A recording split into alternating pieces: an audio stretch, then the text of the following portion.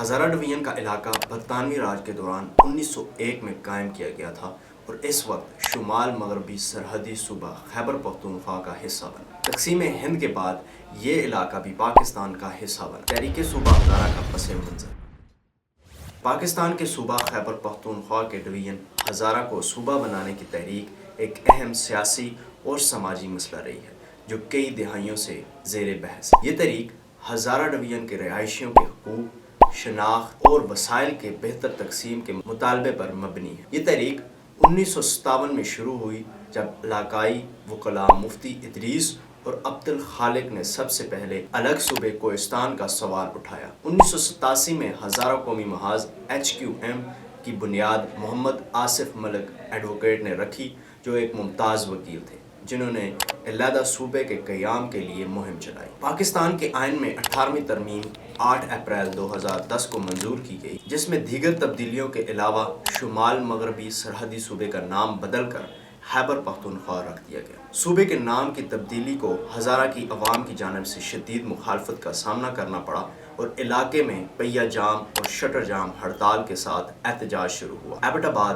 تحریک کا مرکز بن گیا۔ 10 اپریل کو خیبر پختونخوا پولیس نے نہتے مظاہرین پر فائرنگ کی جس سے 7 افراد ہلاک اور درجنوں زخمی ہوئے۔ مبینہ طور پر فائرنگ کا حکم عوامی نیشنل پارٹی کی زیر قیادت خیبر پختونخوا کی مخلوط حکومت نے دیا تھا۔ یہ حالیہ برسوں میں پاکستان میں پولیس کی بربریت کی ابتدائی واقعات میں سے ایک ہے جو ماڈل ٹاؤن لاہور کے واقعے سے پہلے کا ہے جس کی FIR آج تک درج نہیں کی گئی۔ تحریک صوبہ ہزارہ کی بنیاد۔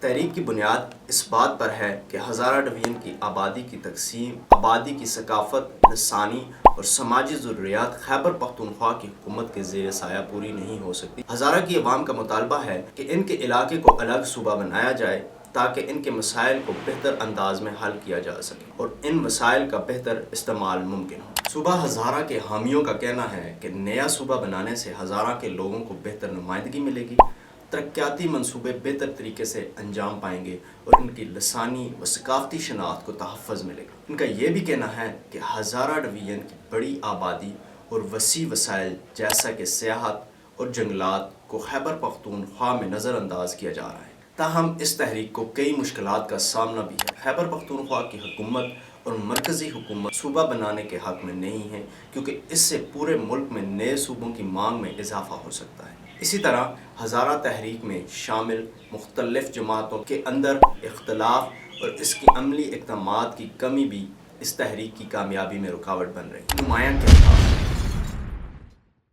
سردار بابا حیدر زمان جو شروع ہی سے اس تحریک کا حصہ رہے انہوں نے اس تحریک میں ایک نئی روح پھونک دی تھی۔ سردار بابا حیدر زمان کی 24 اکتوبر 2018 کو وفات کے بعد تحریک کا زور ٹوٹ گیا اور پورے ہزارہ ڈویژن میں کوئی ایسا عوامی نمائندہ سامنے نہ آ سکا جو اس تحریک اور ہزارہ کے لوگوں کو لے کر چل سکے۔ بابا کے نام سے شہرت رکھنے والے تحریک صوبہ ہزارہ الیکشن کمیٹی کے سربراہ سردار حیدر زمان 75 سال کی عمر میں اس دار فانی سے چل بسے۔ بابا حیدر زمان 15-20 سال سے ایبٹ آباد سے مسلسل قومی اور صوبائی اسمبلی کے انتخابات ہارتے رہے جس کی وجہ سے ان کا سیاسی کیریئر تقریباً ختم ہو کر رہ گیا تھا۔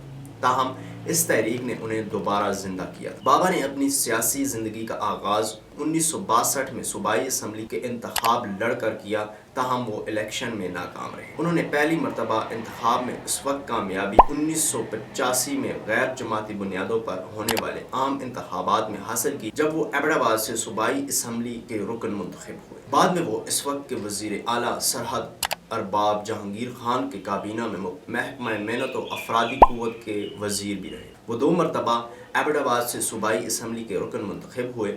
انہوں نے زیادہ تر انتخابات آزاد حیثیت میں لڑے۔ موجودہ صورتحال۔ صوبہ ہزارہ کی تحریک وقتاً فوقتاً زور پکڑتی ہے لیکن ابھی تک اس کا کوئی حتمی نتیجہ سامنے نہیں آیا۔ اس معاملے پر سیاسی جماعتوں کے اندر بھی اختلاف پائے جاتے ہیں تاہم ہزارہ ڈویژن کی عوام اب بھی اس بات پر قائم ہے کہ انہیں صوبہ ہزارہ کی صورت میں الگ شناخت اور انتظامی خود مختاری ملنی چاہیے۔ تو یہ تھی آج کی معلوماتی ویڈیو۔ ایسی مزید معلوماتی ویڈیوز دیکھنے کے لیے ہمارے چینل کو سبسکرائب کریں۔ ملتے ہیں اگلی ویڈیو میں، تب تک کے لیے اللہ حافظ۔